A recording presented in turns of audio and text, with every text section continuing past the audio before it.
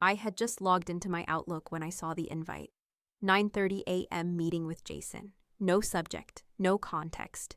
Just a time, a date, and his name. I stared at it for a second, letting the pit in my stomach grow. It wasn't the first time I'd gotten a cryptic invite from him, but something felt different this time. The last few weeks had been a blur of small comments, always vague, always subtle. Jason had been asking about my workload, but never in the usual way. It was always like he was fishing for something, but I couldn't figure out what. And then there were the offhand remarks from some of my colleagues. "Hey, Jason said you're doing great," or "I heard you've been really busy lately, huh?" There was always this weird edge to it, like they were all in on something I wasn't. I hit accept on the invite without thinking.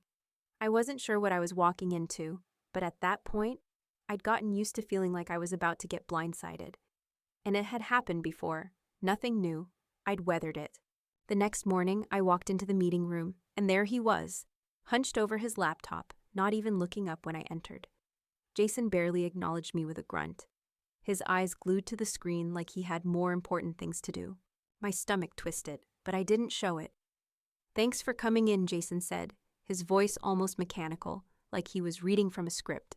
"So we're making some changes around here." I kept my expression steady, even though I could feel my insides start to tighten. "What kind of changes?" He spun his laptop around to show me a half-finished organization chart. The data team was getting a shakeup, and it was clear from the chart that my role would shift to internal projects.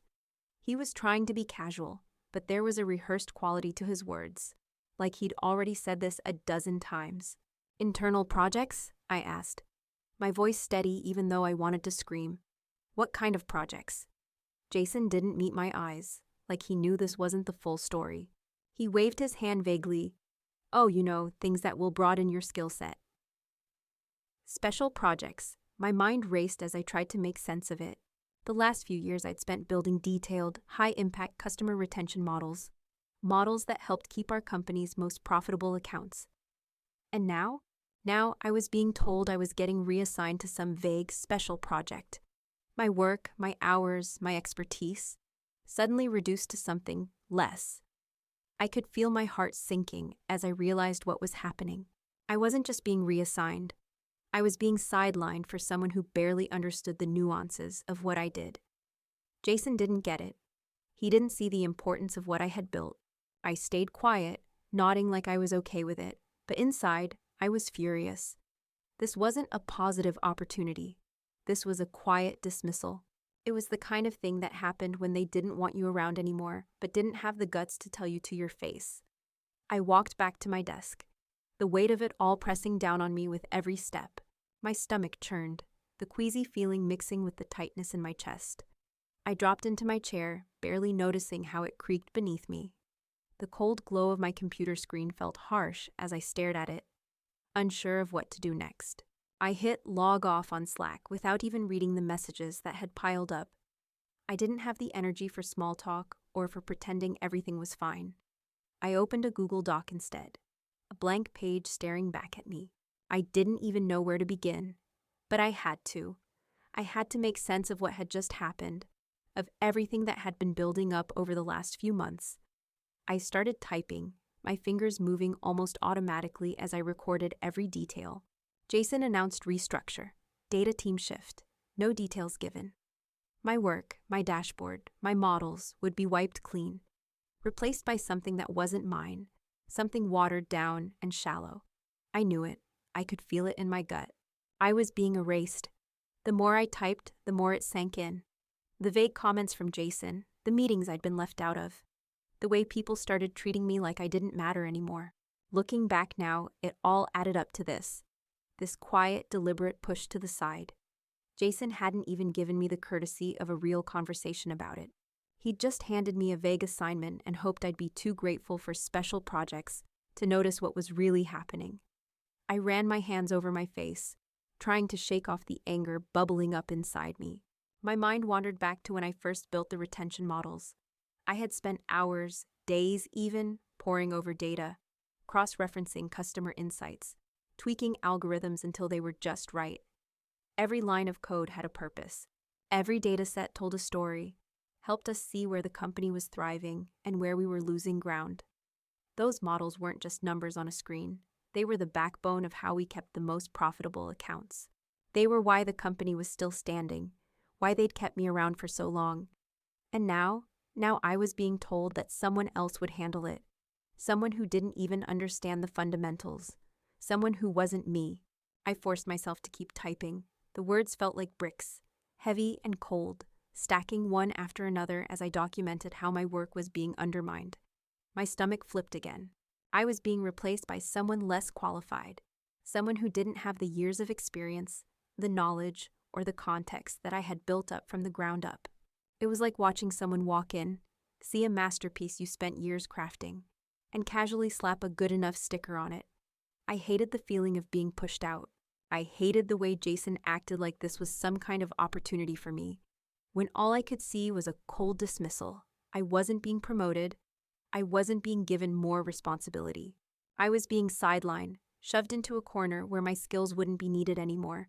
I could feel the anger rising in my chest, but I forced myself to stay calm. If I didn't keep my head clear now, I wouldn't get anything done. The truth was starting to hit me. This wasn't just a reassignment. This was a quiet firing, a polite way of telling me that my time was up. The thought of it made my hands shake, but I kept typing. I had to finish this. I had to lay it all out because if I didn't, I might lose track of how this all went down. How my hard work had been tossed aside in favor of something new, something simplified. The truth was, no one else saw the hours I'd spent keeping this company afloat. No one saw the weight I'd carried on my shoulders. But I knew how crucial my models had been, how they had guided every decision about our customer engagement. Now, it felt like that work didn't matter. Jason didn't care about what I had built. He just wanted something that looked shiny and easy. But it wasn't about the shiny graphs or flashy dashboards. It was about the details, the parts no one else bothered to see, the parts I had spent years perfecting. I paused for a moment, my head spinning with everything I'd just realized. This wasn't just about a change in my job title. This was about losing everything I'd worked for. It was about being erased by people who didn't even understand the stakes. I closed my eyes for a second, steadying my breath. I wasn't ready to lose this fight, not without making them see what they were doing. I wasn't going to let them rewrite history, not without showing them the truth. And the truth was in the numbers. The special project I was assigned had no shape, no definition, just a vague goal of improving employee engagement through internal loyalty programs. The problem? No one could tell me what exactly that meant. No one had a clear idea of how to execute it. All I got were a few half-hearted suggestions from colleagues who were equally clueless. I tried to get some traction. I sent out emails, asked for feedback, but nothing came back. A few people clicked red, then ignored me. It was the same pattern, over and over. I couldn't even get the data I needed to build out something real. It was like I was being handed a project that no one cared about and expected to make magic out of thin air. Meanwhile, across the hall, my old work was being slowly dismantled by Tom, the new hire who had barely been here a few months. Tom was good at one thing, talking a big game. He had the flashy presentations, the jargon, the buzzwords. And somehow, in the blink of an eye, he was getting more visibility with management than I ever had. One afternoon, I watched him present a new dashboard, one he'd supposedly built using my data. He called it Customer Insights 2.0, and it was exactly what I expected. A stripped-down version of what I had created, with glaring errors that made my stomach churn. The numbers didn't add up, the trends were oversimplified, and the insights, if you could even call them that, barely scratched the surface. It was the kind of thing that would look good in a PowerPoint presentation, but anyone who understood the work would know it was garbage. I could feel my blood pressure rising as he went on about it like it was some groundbreaking new approach. His tone was smug, self-assured. With this dashboard, we can now predict customer behavior in a more streamlined way, he said, leaning on the word streamlined, like it was the greatest innovation since the wheel. I watched as people in the meeting nodded along, impressed by his flashy graphs and easy-to-read visuals. No one was questioning the accuracy. No one seemed to notice the gaping holes in the data. They were all just swallowing it whole, buying into the illusion.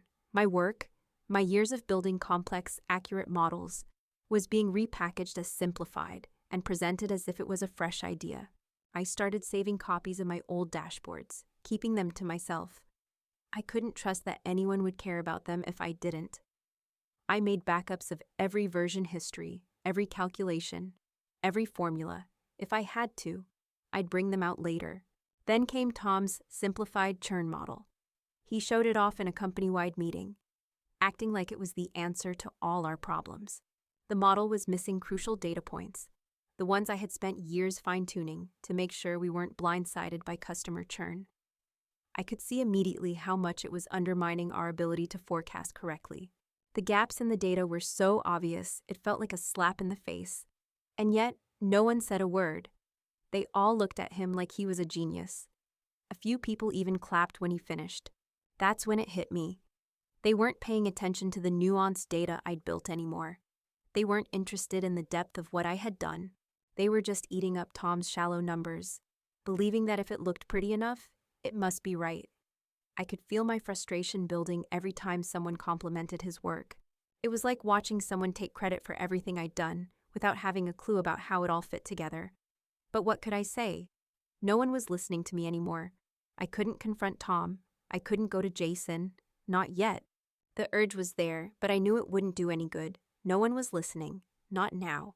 So I started working quietly, documenting every flaw, every inconsistency, every manipulated data set that Tom and Jason presented as clearer insights. It started small. I'd open the churn model on my laptop, scroll through the numbers, and note down anything that felt off. I'd watch the changes being made to the dashboard, capture them with a screen recorder, and save them to a private folder. Each little tweak that removed critical data, each missing customer account, each faulty calculation, I recorded it all. I wasn't just saving the evidence, I was collecting it, building something real, something irrefutable.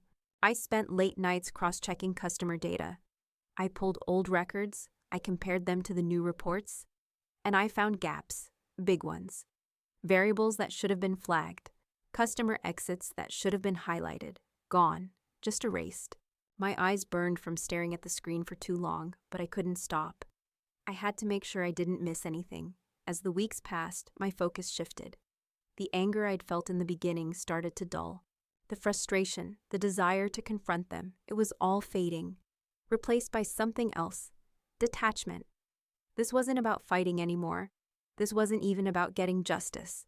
This was about proving a point, letting the numbers speak for themselves when the time came.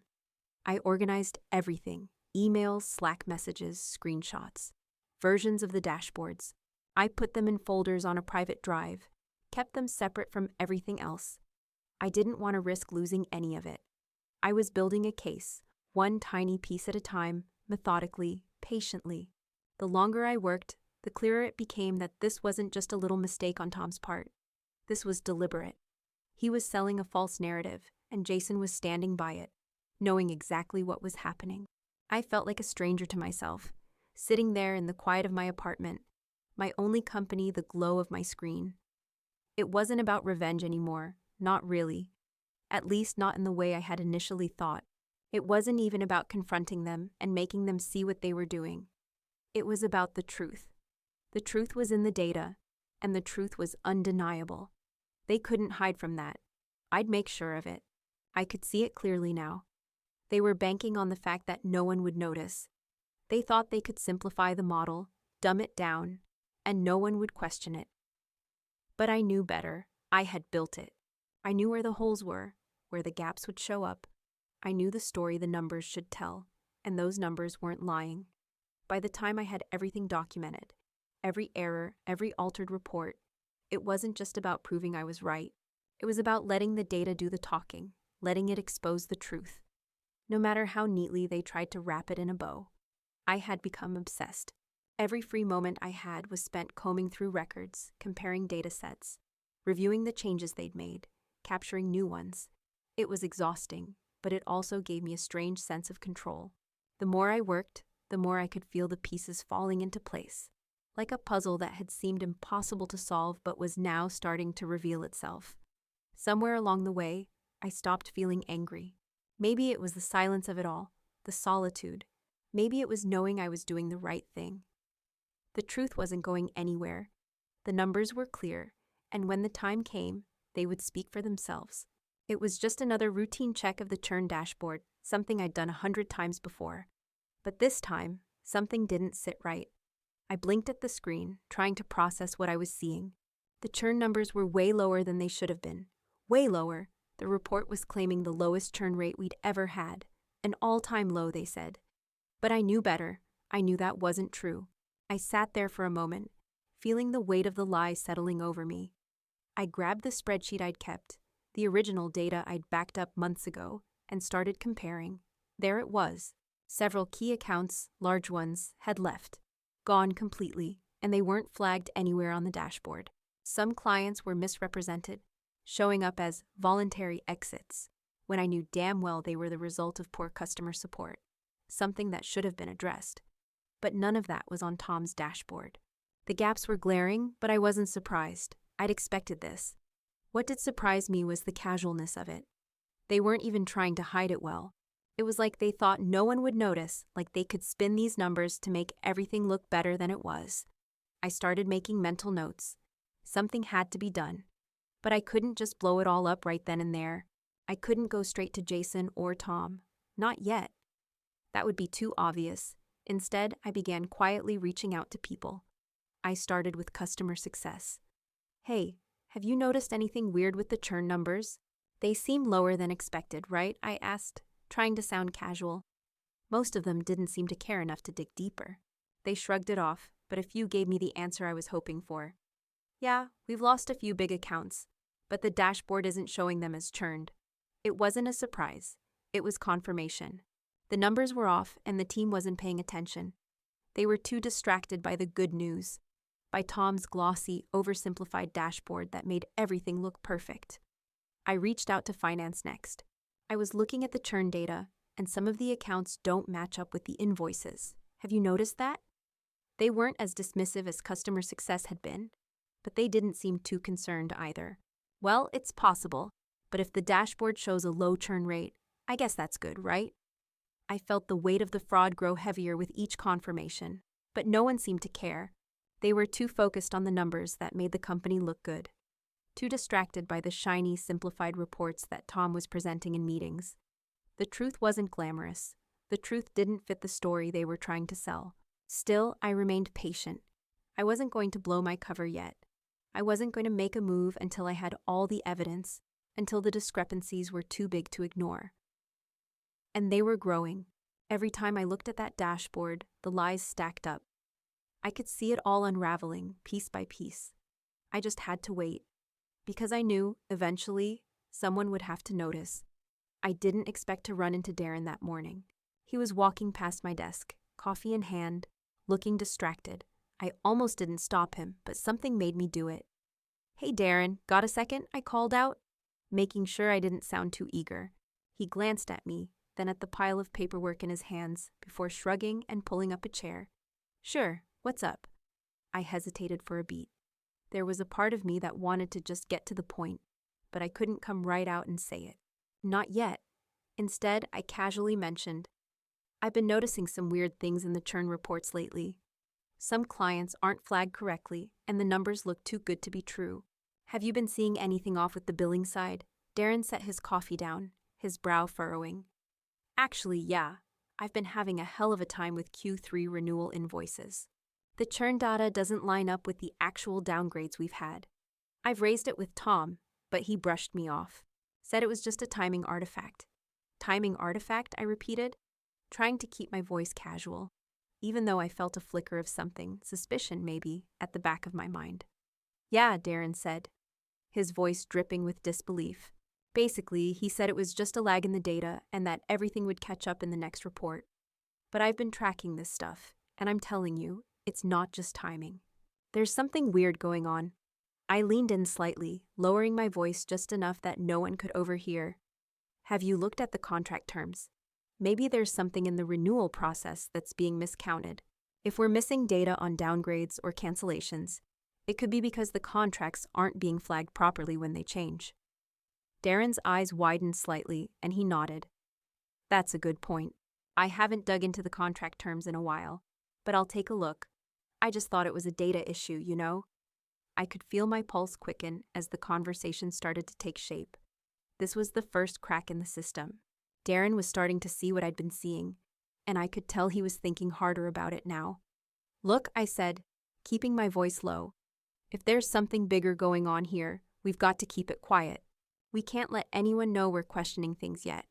But you should dig deeper into the billing reports. Look at the renewals, the cancellations, even the downgrade clauses. Just see if the numbers really line up. Darren shifted in his seat, clearly intrigued but cautious. You think there's something bigger than just bad data? Like, I don't know, something intentional? I didn't answer right away. I didn't need to. I just gave him a look, one that said everything without saying a word. He looked at me for a long moment, then sighed and rubbed his temples. I guess I've been hoping it was just a mix-up or something, he said quietly. But yeah, now that you mention it, it feels like we're missing something. Exactly, I said, nodding slowly. And if you find something, if it doesn't add up, let me know. But we've got to be careful. If this is what I think it is, we're stepping into some dangerous territory. Darren didn't respond right away. He just stared at the desk for a second, tapping his fingers nervously. Finally, he looked up, a determined look in his eyes. All right, I'll start looking into it, but we have to keep it under wraps for now. The last thing we need is to stir up more trouble. Agreed, I said, feeling a wave of relief. We'll keep it quiet. As Darren got up to leave, he paused for a second, glancing over at me. Thanks for the tip, he said, his voice quieter now. We'll figure this out. I watched him walk away, my heart still pounding. Something was happening, and it wasn't just data errors. The more I thought about it, the more I knew that we were getting closer to something bigger. This wasn't just a bad report. This was something carefully crafted, and I wasn't the only one starting to see it. Now, we had to pull at the thread, quietly, carefully, and see how far it unraveled. Darren's call came a few days later. I could tell from his tone that something was off. You won't believe this, he said, his voice tight. I dug into one of the bigger accounts, the kind we can't afford to lose. Their churn was flagged as voluntary, but when I dug into the renewal details, it turns out the reason they left was because we missed a follow-up on support. We dropped the ball. This wasn't a voluntary churn.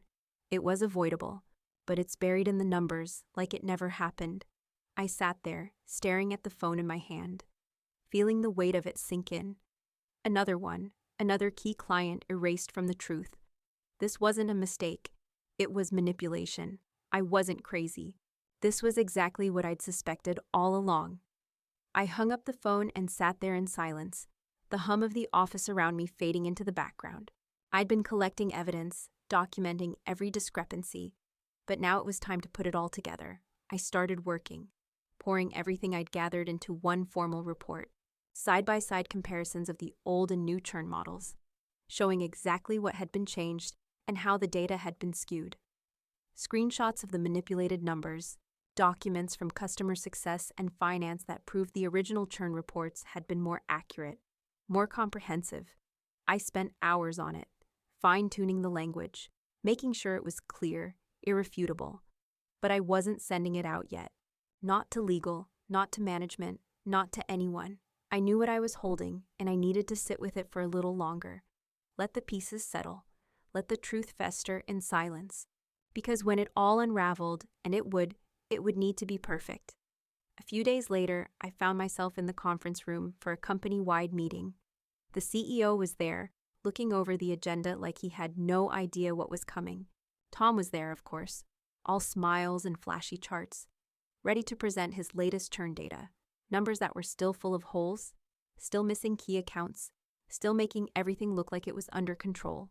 I sat quietly at the back, not saying a word, not even acknowledging anyone around me. It felt like I was waiting for something, like the air had gotten thicker, heavier. Tom began his presentation with a grand flourish, swiping through graphs that danced across the screen. But I could see through it. The figures were carefully curated to tell the story they wanted, not the truth. The CEO glanced at the screen, nodding along, but then something shifted in his face. He looked confused. He squinted at the data, then at the reports on his tablet, his brow furrowing. He looked up, scanning the room for someone who could explain the discrepancy. Tom, the CEO, said, his voice calm but edged with confusion. These numbers, they don't line up with what I'm hearing from customer success. Are you sure we're capturing everything? Tom's smile faltered, just for a moment before he recovered. Well, as I mentioned before, the dashboard is an updated version, he said smoothly. It's more streamlined, easier to digest, and it filters out a lot of the noise. So while the numbers may seem off when compared to past reports, they're actually more accurate. We're looking at a clearer picture of customer behavior. The CEO wasn't buying it. But the team's been reporting that we've lost several key clients. These numbers don't reflect that. Tom shifted uncomfortably, but his voice stayed confident. It must be a reporting glitch. We'll need to reconcile the data sources. I could feel my heartbeat pick up. I wasn't the only one noticing this. The CEO wasn't buying it either. Tom, with all due respect, the CEO said, this isn't about timing. The data needs to match what's actually happening with our clients. I want to see a deeper breakdown of these churn figures. All of them. Tom hesitated, but nodded. Of course. I'll work on that and send it over. The CEO glanced at him one more time before turning to the rest of the room. We're going to need to review this in more detail. If there's any misalignment between the data and what's actually happening with our clients, we need to fix that fast. I felt a strange satisfaction bubble up in me. This wasn't the big reveal I had imagined. No dramatic showdown, no flashing lights. But it was the beginning of the end. The cracks were showing. The CEO had noticed. The questions were starting to surface. Slowly, quietly, the truth was making its way to the surface, and it wasn't going to stop until everything fell apart. I didn't need to say anything. The numbers would speak for themselves soon enough. That night, I finally did it. I sent the report. My heart pounded as I hit send to the CEO, attaching the full breakdown of the churn data, the side-by-side comparisons, the inconsistencies, and the manipulated numbers. I included everything Darren had helped me uncover. All the emails, the screenshots, the documents. It was all there, laid out so clearly that there would be no mistaking it. I wasn't asking for a meeting. I wasn't requesting approval. I just wanted him to see the truth.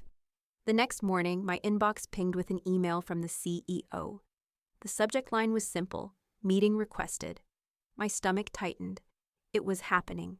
I'd been waiting for this moment, and now I was about to face the consequences. I walked into the meeting room, trying to keep my cool, but my pulse was still racing. The CEO was already there, looking over the documents, his brow furrowed. Jason was there too, his usual confident posture a little stiffer today. And of course, Tom was sitting with his arms crossed, trying to look composed. But there was something off about his demeanor. Sit down, the CEO said, his voice sharper than usual. We need to go over these figures. Tom straightened in his seat, trying to smile, but it didn't reach his eyes. I've been reviewing the data, he said, his voice steady.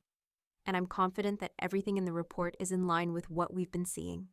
I've already explained the timing issues, and... The CEO cut him off, his tone cutting through the air. That's the problem, Tom. These numbers, he said, pointing to the report in front of him, don't line up with what we've been hearing from customer success. And frankly, they don't line up with the data we're seeing in the field. Tom opened his mouth to speak, but the CEO didn't wait. He turned the page and pointed to a specific line. Look at this account. Why was this flagged as voluntary churn when we know it was caused by a lack of follow-up from the support team? Why is it missing from this report? I could see the color drain from Tom's face. He started to stammer, but the CEO didn't give him a chance to spin his way out of it. And what about these accounts? The CEO pressed, flipping through the pages. There are large accounts here that are listed as voluntary exits, but the real reason they left isn't in these reports. It's all being hidden. His eyes narrowed as he looked up at Tom. Why was this data manipulated? I stayed quiet, watching the scene unfold, my heart beating in my throat. Tom was trying to keep it together, but his usual charm was slipping. The CEO leaned back in his chair, his gaze fixed on Tom. I'm just trying to simplify things, Tom said, his voice shaking slightly. I thought I was making the data easier to read, streamlining it for management. I didn't mean to. You didn't mean to, the CEO repeated, his voice low. So you didn't mean to present false data to the company?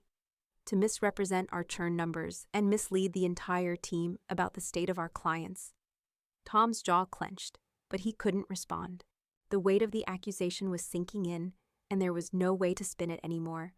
Jason, who had been sitting silently beside him, shifted uncomfortably in his seat. His face had gone pale, and I could tell he was realizing that the facade was starting to crack. He had been complicit in this, allowing it to slide under the radar, maybe even enabling it. I could feel the tension building, but I stayed calm. I didn't need to say a word. The evidence was right there, and the more the CEO pressed, the more Tom's defenses crumbled. Finally, I spoke. If you'd like, I can show you the full audit trail, from the original churn reports to the most recent changes made to the dashboard. Everything's documented. The CEO turned to me, his expression unreadable. Yes, I think that would be helpful. I didn't hesitate. I pulled up the audit trail on my laptop and showed the changes made to the dashboards, the discrepancies in the data, and the timeline of when everything started to shift. The room fell silent as the truth unfolded in front of them. Jason looked like he wanted to disappear. He avoided eye contact, his hands trembling slightly. He knew he had been part of this, and now it was out in the open. Jason, the CEO said, turning to him, his voice low and dangerous. What's your role in this? Jason stammered, his usual confidence gone. I didn't know the extent of it. I was overseeing the department, but I didn't realize. The data, I didn't see it like this. The CEO didn't say anything right away. He simply stared at Jason for a long moment, the silence thick with accusation. Then he turned to Tom again. You're both accountable for this, he said firmly. We will be reviewing all churn data, sales records, and customer success reports immediately. And this kind of manipulation will not be tolerated in this company. You both will be part of that review. I expect full transparency moving forward. The room was still. It felt like a weight had been lifted. But the fallout had only just begun. Tom and Jason sat there, stunned.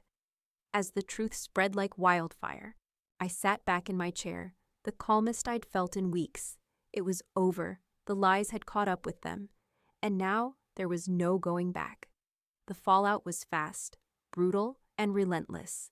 Within days of the meeting, Tom was reassigned to a different department, one where he couldn't do any more damage.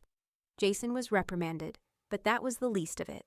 The company's top leadership began scrambling to rebuild the retention model, this time based on my original work. I was called into the CEO's office. The room still felt heavy, like the air hadn't cleared. The CEO looked at me with a mixture of respect and something else, maybe guilt, as he gestured for me to sit down. He didn't waste time with pleasantries. We've already started working on a revised churn model using your original methodology. I'd like to offer you your old role back, this time with more authority and a wider scope. I wasn't surprised. In fact, I'd been expecting it. But I didn't jump at the offer. Not yet. Instead, I leaned forward and met his gaze. Steady.